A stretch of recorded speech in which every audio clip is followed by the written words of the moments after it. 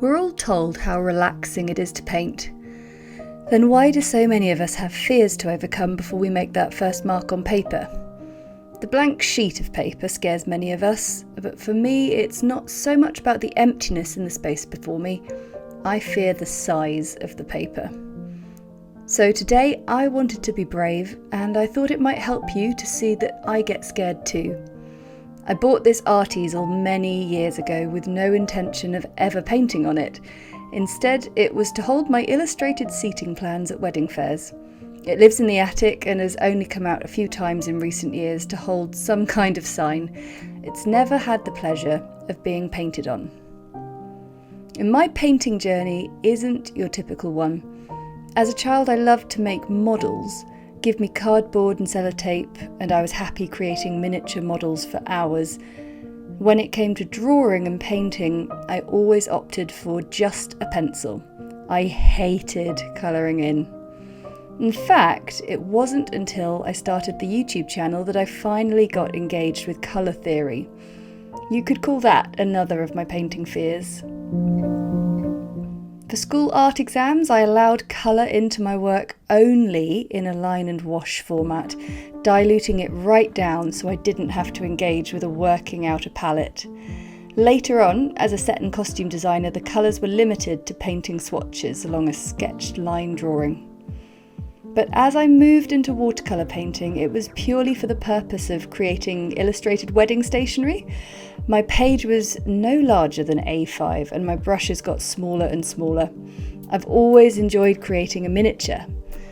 And when we began the YouTube channel, we couldn't fit anything larger into shots, so I painted on a limited space week in, week out for years. And that brings me to this easel, waiting patiently in the attic for the day that I gave it a chance to shine.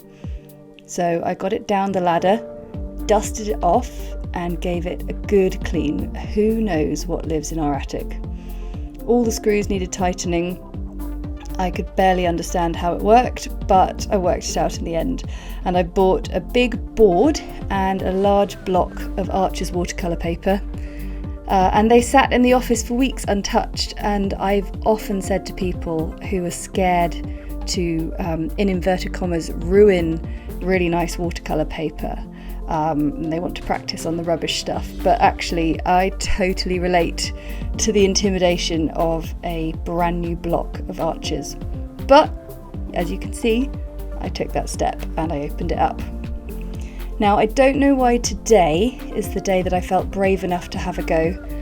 I've come to learn that it's no use to force these things, but if you at least have the space to lay it all out and put as few obstacles between you and it, then you might just start.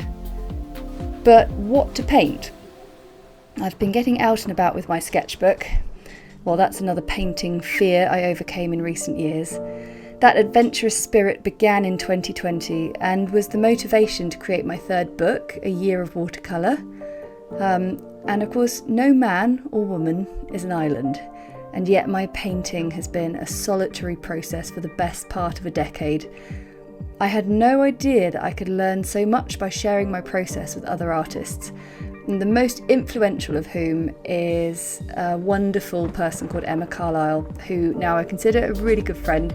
She's a mixed media artist and illustrator who lives quite close by, and she at the moment is actually talking about trying to not always take a sketchbook everywhere she goes because she just automatically loves to draw and paint everything she sees.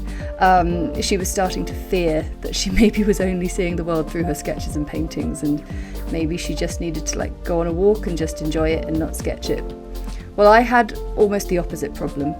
I needed some of that bravery to actually take my paints and go and paint. And one day we were having a coffee and she produced a sketchbook for me, my very first one as an adult, as a professional artist. And we sat in that cafe and she poured out pens and pencils and chalks and pastels across the table, and we just sat and drew the coffee cups in front of us. And for me that was a revelation. Art for art's sake. No commission, no wedding stationery, no YouTube tutorial, just for me, for my sake. You've watched a few of my painting adventures at the Chelsea Flower Show and other exciting venues. Not only did that have me painting out and about, but those little adventures forced me to paint standing up, balancing my hand and brush in a new way, forcing me to accept a looser style. And guess what? I absolutely loved it. I love the wobbly little paintings that I have in the sketchbook from those adventures. So that looser style that I was starting to embrace might just let me paint something a little bit larger. I've watched large format watercolour artists in complete awe. We all know that feeling of racing against the clock to get your colours down before the previous layer has dried for a wet on wet finish. How on earth would I manage that on a large scale? So here was another fear, another delay to having a go at painting on this easel. And so here you find me, having a go. Weeks passed with that easel sat in my office, but what was a few more weeks after a decade in the attic? So sometimes I have a vision in my head that I can't shake until I get it down on paper. There's a little cottage with some hollyhocks in front of it on a YouTube tutorial quite recently. Well, that sat in my brain, clear as crystal, and it's a real fear making the leap from getting it from your brain onto paper, and I know that's yet another fear that a lot of people are talking about. Well, in preparing for my next watercolour retreat, I've been poring over photos of French flower markets. Flowers are always going to be my favourite thing to paint, but adding in a backdrop of buildings felt like a great place to start for my first large painting. So I did a little search online of the lovely colourful townhouses of Clifton in Bristol, where I grew up and went to school. And I thought, well, why don't we start with something familiar? So I just started. And you'll see that those paintings of the houses are wobbly, and there's a little drip. And that was yet another challenge to come over. But I kept it really simple because that was all I could do, really. Leaning against the page is an absolute no-no. And how on earth was I going to get any detail in? I just couldn't. So necessity meant keep it simple. Everything about it at first was awkward painting this. How to stand, how to hold my brush, how to have my hand without getting it in the paint, how to deal with too much water and that inevitable drip. Did you spot it? I know nothing about painting like this, but it's the best way to learn, surely, to just have a go. And that's what I've done. And because I'm a glutton for punishment, I've filmed it for you all to see. It's not quite as sophisticated as Ant's wonderful studio setup for our tutorials, but filming this shows you a little slice of someone stepping out of their comfort zone with the hope that it encourages you to take a step closer to trying something new. There are plenty of mistakes in this painting, and when I have another go, I will have learned a lot from this first attempt. And when I try yet again, I'll continue to change and develop my process. I'll find out things and make discoveries. I see lots of things I'd like to change in this painting, but I imagine you will see something different in it too.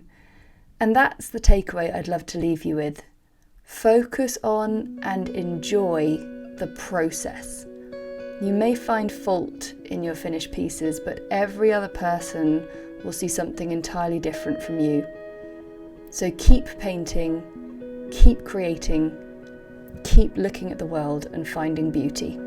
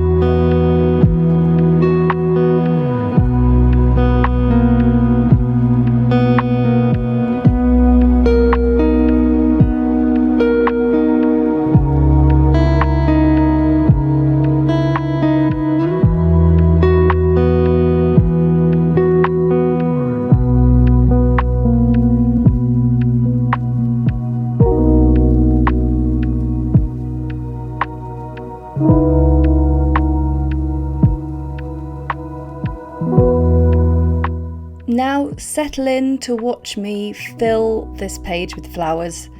The buildings were particularly out of my comfort zone, but the flowers, well, they are my happy place.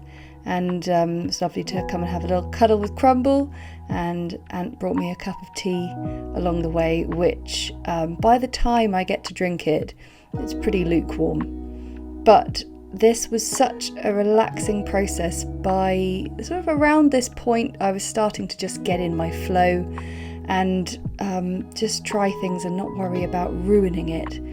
We worry so much about ruining things, but I think we fail to pause to think that what might be considered ruinous might be just a really fantastic new little brave mark on the page that could send us off in a whole new direction. I know that I certainly wasn't painting flowers this freely even maybe 2 years ago.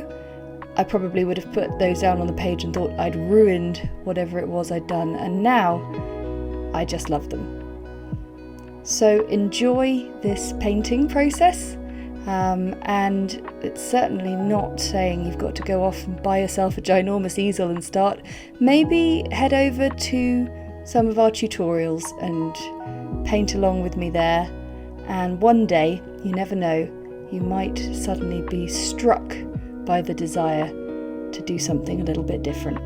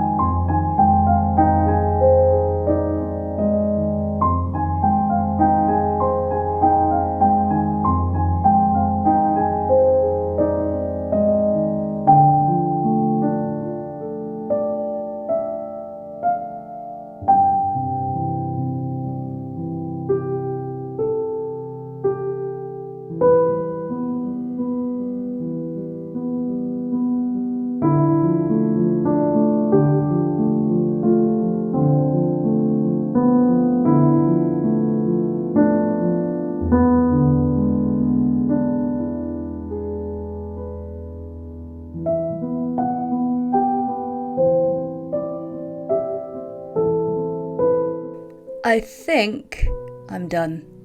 It's funny, whenever Ant edits a video of mine, he thinks I've finished, and then I suddenly get the paintbrush out and just do one last little thing. So it's quite funny watching myself. So there you go. There is my first ever large-scale, colourful painting. And that is very satisfying to see up close. A real riot of colour. And of course I can see the windows through the flowers, which is annoying me, but I didn't really have much of a plan, and I don't think it really matters. And that's the beauty of art. I mean, you don't have to be like me, film the whole process and put it out on the internet. That feels like a real, like I said, glutton for punishment. It can just be a really private thing for you. But the satisfaction you'll feel of knowing you tried something different and created something. So this is going to sit in the office. The easel's going to stay up. The board will be there. And crumble will come in from time to time. But that is my first go, and I'm so proud of myself for doing it. And who knows what will happen next time. But now, it's a long overdue play with the ball.